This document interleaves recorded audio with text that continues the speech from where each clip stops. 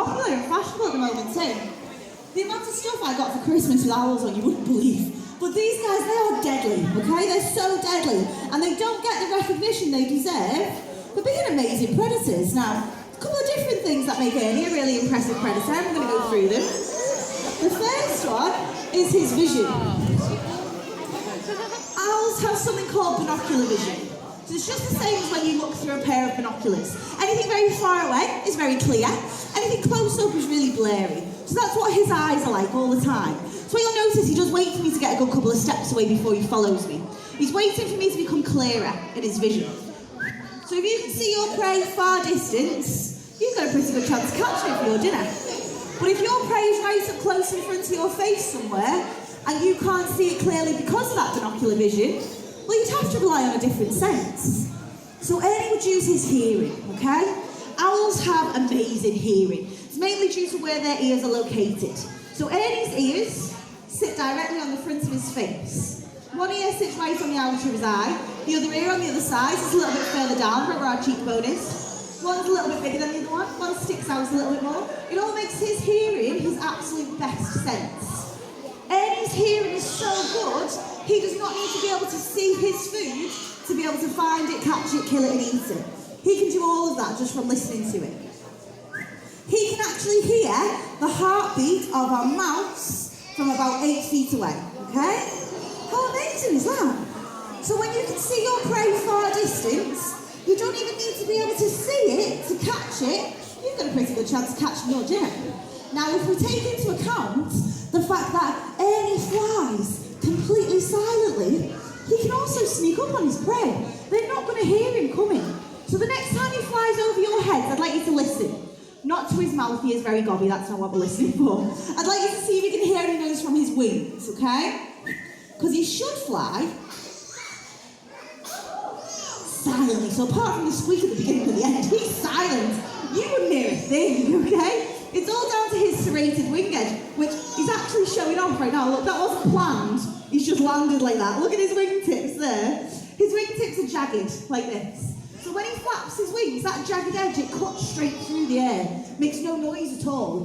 Whereas if he had a flat wing edge, like a pigeon, that's what's going to make the thump, thump noise as he flaps his wings, okay? So when you put all these things together, Ernie's binocular vision, his amazing hearing, the fact that he flies silently, all these things, they make him a really impressive predator. Even if you compare him to some of the animals you might have seen around the safari park today. Because usually, when you think predator, you think something with big teeth and big claws, don't you? You think lion. Lions are good predators. Lions have got big teeth and big claws. Lions are successful about every 1 in 8 times that they go hunting. Owls are successful every 1 in 3 times that they go hunting. Tells me that Ernie's a better hunter, doesn't it? Oh yeah. Now, do you think he's been good? Yeah. Does he deserve his dinner? Yeah. What's an owl's favourite dinner? Nice, it is, well done. It just so happens I have a dead mouse in my pocket. I always carry one around for occasions such as this. Now, if you do not want to see an owl eat a dead mouse, I do understand, I'm not trying to gross you out. This is the food chain. It's what he needs to keep him healthy. If I fed him some Pringles and a Mars bar, he's going to get really poorly, okay? So if you do not want to see an owl eat a dead mouse, please close your eyes now. Here it is, almost. It is very dead, I'm just wriggling it for dramatic effect, and he gets very excited. Tasty mouse, hungry owl, he takes it very politely, and then he gobbles it all down at once. Go on, go on. Now the reason he does that so quickly is if Ernie's hunted for that mouse, he's worked really hard. He doesn't want to share it, he doesn't want anyone to come and steal it from him. Safest place is in his belly, so he gets rid of it as quickly as he can. Can he have a little round of applause? It's been a very good boy. Steve is a red-legged Sarima. You can find this bird over in South America. In their prime, these birds, they can run as fast as Usain Bolt, okay? That's up to 30 kilometres an hour. You feeling speedy? I'm going to show everyone. Come. That wasn't that fast. He can run really, really fast though. He can also jump really, really high. Now, I'm not that tall, so we won't let him off easy. I'll come and climb over here. Come on, Steve. No, this way. This way. Thank you. Okay, are we ready? Oh, yeah, bud. Oh, well done. Yeah, 16 feet from standing anything these guys can jump. It's very impressive. So when you can run really fast and jump really high, you don't really need to fly. Flying's going to take up quite a bit of energy that you don't really want to spend. Now Steve, in the wild, he likes to kill and eat something a little bit different, okay? Steve likes to kill and eat certain species of venomous snakes and lizards. Ooh. Now I'm going to be completely honest with you here, having you on a little bit with this one. Technically, Steve is not a bird of prey. To be classed as a bird of prey, you have to kill with your feet. Steve doesn't, he uses his beak. Technically, he's a predatory bird, all right? Now, in a second, I'm going to pull out Steve's plastic snake. I'm going to throw it on the floor. Steve is going to demonstrate how he would kill his snake, okay? What I need from all of you is when I pull this snake out and throw it on the floor, if everyone can just look petrified for a second, so Steve can kill the snake and save you all. Really good for his self-esteem, okay? Now, I'll let you know a little secret. We did ask Father Christmas for a new snake for Steve, but it's not come yet. So this is what we're dealing with, but it's still very, very terrifying. All right? Everyone be scared. Steve, come here. Leave the kids alone, mate. Come here. Thank you, Stephen. Steve. Hey, come here. All the days, people at the picnics on those tables, we like to make sure that you've not missed anything, in case there's some nice crisps or crackers or something. Are you done? Can we get on with it? Thank you. Are you ready? Oh! Snake! Quick, Steve, kill it! Kill it, Steve! Quicker! Alright, just take for a walk. That's fine. Bang! Oh, so what Steve does is he picks that snake up by the tail end, uses his long, strong, powerful neck, he bashes the snake on the floor, and he bashes it over and over again until the snake stops wriggling and he can have it for his dinner. Now, we'll try to get him to come down and wiggle in a second so everyone can see. He just really likes the noise it makes on this metal grid at the front. Tends to bring it around here first. Now, the only problem here is that Steve is a captive bred bird, okay? He has never come into contact with a real life snake before. If he had, he'd know that you can't just pick it up, take it for a little walk before he decides to slam it down into the ground. That's giving the snake the opportunity to bite him. What he needs to do is run up behind it, pick it up, smash it into the ground. It's going to stun the snake. Smash it another couple of times, break it up a bit, and then he can swallow it all down whole. Is it done? Is it dead? Bang! Well done. I think you've got it now, but is it dead? Yeah? No? Oh, Jesus, he's getting his feet involved now and everything there. Yeah, lovely. So that is how Steve will kill his snake. Now, that's not the only thing that makes him a really cool bird. He also has a very unique alarm call. So over in South America where you find these birds, farmers really love them. And that's because when Steve sees danger, he lets out an alarm call. And the farmer hears it, he comes out, he scares away the danger, he saves his livestock. Everyone's happy. Now, danger in South America is going to come in the form of a wolf or a coyote.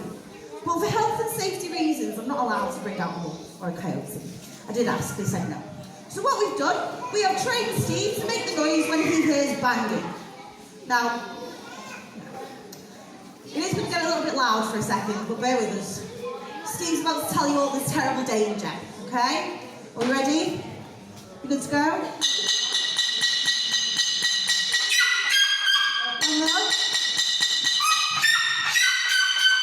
Again. Put a round of applause for Steve, please, guys. Cerebers in the wild, they're really social animals. They'll live in groups of around 10 or 12. Can you imagine if there was 10 or 12 of him all making that noise at the same time? You're going to hear it, aren't you? You're going to hear it for a while around. That's why farmers really love these birds. What they've started to do is set up feeding stations and encourage these birds to live around their farms because it's a mutually beneficial relationship. Did you get it? The birds get fed, the farmers get a free alarm system. It works really well. Now, Steve's actually been a really good boy today. He's normally a right man, he's sort of bringing him out, but he's been very good. New year, new you, and all that. Can he have a little round of applause and make straight on? Look. Well.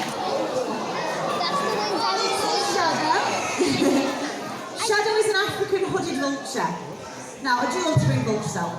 I love to bring vultures out for the same reason I like to bring owls out, because you'll always generally get the same reaction. Because we're listening when you're all walking around the aviaries, and you get to the owls, and everyone goes, "Aww." And you get to the eagles, and everyone goes, "Ooh."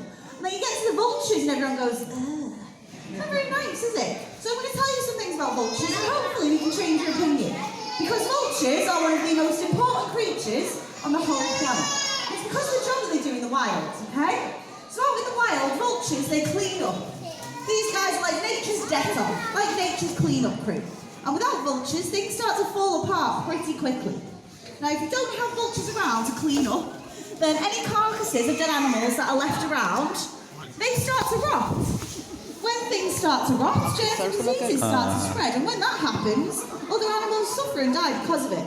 Whereas when vultures are around, these guys clean up so completely, they leave absolutely nothing on a carcass that can cause any sorts of germs or diseases to spread. Vultures actually have such strong stomach acid that these guys can digest diseases, okay? We're talking things like botulism, cholera, typhoid, tuberculosis, Ebola, salmonella, rabies, I can keep going. They can digest it all. No other animal or human can do that. That's why they're so important to the planet. Now, if any other animal or human was to come into contact with the disease that I've just mentioned, we'd take them on, we'd suffer from them, and we'd die. Vultures take them on, they digest them, they have a little poo, they carry on. No one else can do that. That's why they're so important. Now, as important as that job is, going around cleaning up the environment, that is not their only job. Vultures in the wild, they also show other animals where to find their food. Now, as we're bouncing around, you might notice, Shadow here, she's got a lovely pink face, can I see that? When I very first brought her out of her aviary a minute ago, her face was white, okay? Shadow flushes her face pink when there's food around. So the average day out in Africa for Shadow, she's soaring around in the sky, she's looking down at the ground, she's looking for her dinner. Come sit down for me, bud, thank you. Say she comes across a big dead elephant carcass. Shadow goes, "Oh yeah, I'm going to have that for my dinner." But she's a scavenger, okay? She doesn't have long, sharp talons or a long, sharp beak. So she may have found her dinner in that elephant carcass, but she can't get into it. So what she does is she flushes her face pink, she flies around. And other animals down on the ground, they look up and they go, "Oh, that vulture's got a pink face. She knows where the food is." And they follow her. Okay? We're talking other animals like lions, wild dogs, pelicans, marabou slugs. They will follow the vulture back to that carcass, and then when they get there, they use their big teeth and their big claws and they rip it open. So not only is Shadow showing other animals where to find their food, she's basically using them as a big tin opener to open a dinner for her. Now if that's not clever, I don't know what is. But the reason I'm telling you how amazing these guys are and how important they are in the wild is because it's not a very well-known fact at the moment, but it is a fact. Vultures are the fastest declining creature on the planet, okay? We are losing these guys at a rate of knots. It is shocking how quickly we're losing vultures in the wild. Asia has already lost 99% of its vulture population. That's over 100 million birds in the last 15 years. And no one's talking about it. If that was any other species of animal, there would be absolute uproar. But it's vultures, and everyone goes, "Oh, vultures." So that's where we are. Now, if things don't change very, very soon, it's going to be within the next. If that happens, the knock-on effect on the planet will be unreal. We will lose other animals with massive numbers, and diseases will spread like wildfire, all because vultures aren't around to clean up. Now, there's a couple of different things that are causing the decline. There's man-made drugs, there's power lines. But the main one is poachers. I'm sure you all know what a poacher is. They're basically terrible human beings who kill animals for ivory. Now, over in Africa, poaching is so illegal that if they get there and the poachers are still there, the poachers get shot. So the poachers decided best way to try and combat this problem is to basically try and obliterate the whole vulture species. So what they now do is they kill an animal, they remove its ivory, they then line the carcass of that animal with some sort of poison. Arsenic, cyanide, bleach, knowing full well, when the vultures come down to feed, it's going to kill them pretty much straight away. Now, one poisoned elephant carcass can kill up to 500 vultures at a time. New statistics are telling us there are up to 55 elephants a week being poached in Africa. So I'll let you do your own maths on that. It's too many. What I need from you guys, from the most basic level, is to help me spread the word. Talk about it. Tell people. Not enough people know about the serious situation that we're in.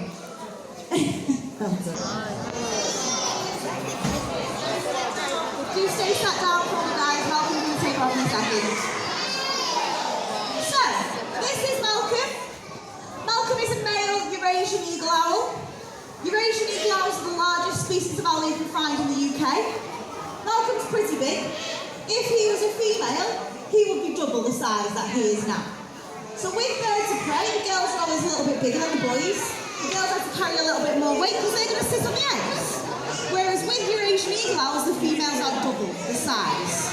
Now, Malcolm lives here at Knowsley. He's been here for about 12 years now. He knows his job better than I do, we'll put it that way. About 2 years ago, we thought, right, Malcolm's had a lovely long career. He's doing flying demonstrations and experiences. Got a comma. We'll retire. We'll retire when we get a girlfriend. See if he wants to make some beautiful Eurasian eagle owl babies. So we did, we retired him, we found him a girlfriend. We brought her all the way from Europe, she was beautiful, it was all very exciting. We preemptively named his girlfriend, Mrs. Malcolm, and we put them together and they did not like each other, not one little bit. In fact, he beat her up and we do not condone that. So we sent her back, we got him another girlfriend. He didn't like her either. So we've decided Malcolm just wants to live out his bachelor life. He likes to come out, do his displays, have his dinner, goes home. He's a happy lad.